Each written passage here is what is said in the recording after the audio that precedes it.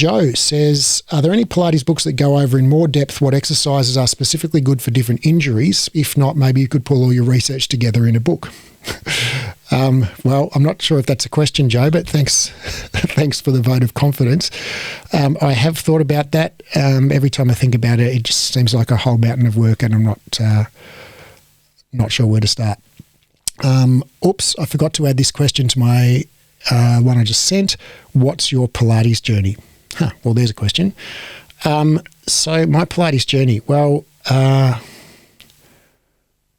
in my 20s, I did martial arts. I was a mad, keen, obsessive martial artist.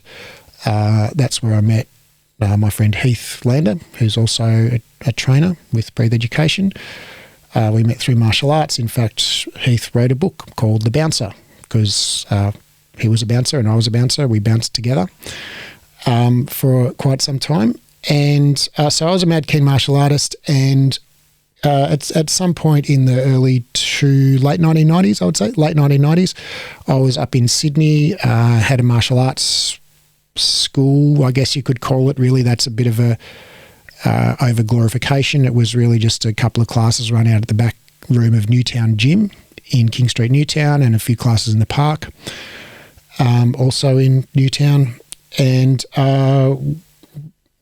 just got more and more interested in how the body worked and, the exercise part of the class, the warm-up and the cool-down and the stretching, and noticed that all of my, a lot of my students, probably almost all of them, had some kind of ache or pain. Most of them had some kind of back pain, and just got more and more interested in that, and wanted to include yoga and Pilates in what we did. So wanted to open a studio with martial arts, yoga and Pilates, and didn't really know thing number one about business or running a studio. And this was before there was such a thing as group reformer or any of that.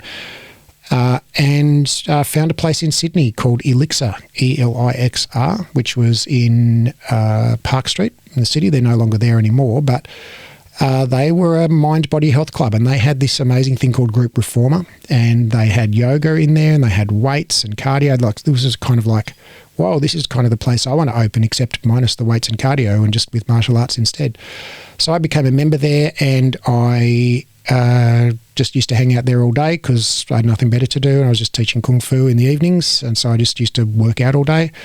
And I got friendly with the owner because I used to hang out there all day as well, and he offered me a job, and I said, doing what? And he said, I don't know, we'll find you something. So I just started working there, and he trained me up in how to run a gym. I was very transparent with him. I told him about my goals to open my own space, and I became friends with the staff there, and one particular person, the manager there, she was in charge of running the Pilates training that they did. And one time we were sitting in the park across the road having a coffee, and she was telling me her problems, and the particular problem was that she had someone cancel out of a course and didn't have the minimum numbers go ahead, so she didn't want to look bad and lose face to the owner. So she said, pretty please, will you come and do the course on the weekend, do this Pilates course? And I was like, eye roll.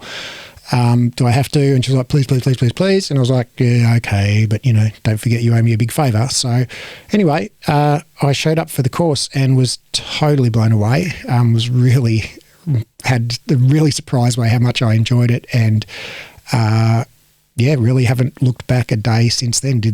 That was a mat work course. That was with Stop Pilates. Did the Reformer course. Did the Cadillac Chair and Barrels course. Did the Injuries and Special Populations course. Came back to Melbourne in 2006 when my wife and I were having a baby, and because my family lives here and a lot of her family does as well. And to open our own place, we opened our own place in Melbourne CBD called Breathe Wellbeing with 4 other partners. And it was just yoga and Pilates. By that time, we'd let go of the idea of martial arts. We continued to study, went across to Canada where the Stop Pilates headquarters is a bunch of times, I think 4 or 5 times to study there. Did all of their instructor trainer certification right up to the full injuries and special populations.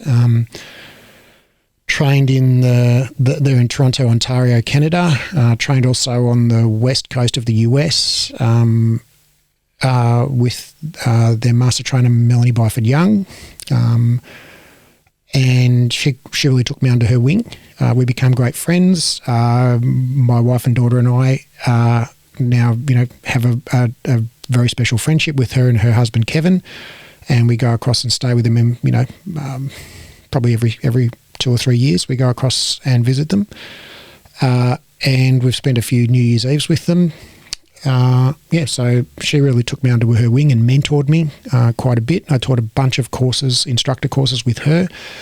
We started running instructor courses in Melbourne.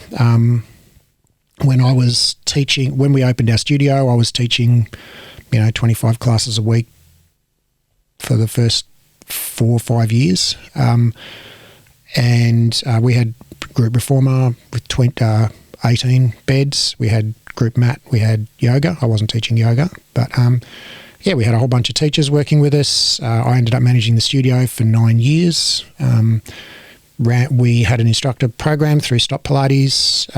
In 2012, we split from Stop Pilates and did our own, created our own training.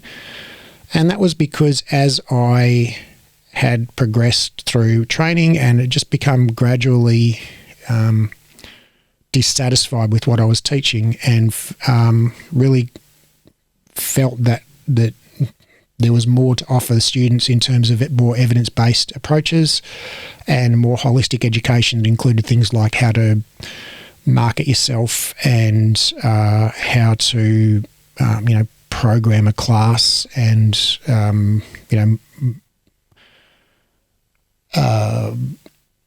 how to work with pregnant clients and injured clients and things.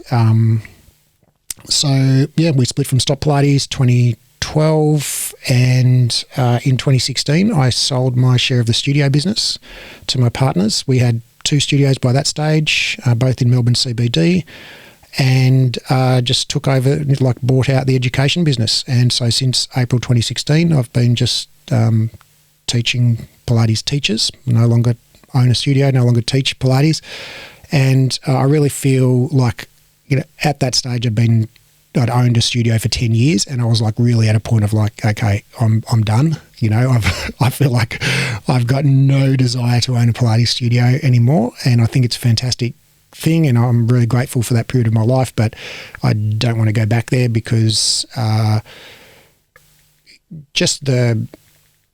it doesn't inspire me as much now as teaching people to teach. I feel like I found my true happy place. My true passion is teaching movement, but not just teaching clients movement, teaching people to teach movement. So that's a long answer to a short question.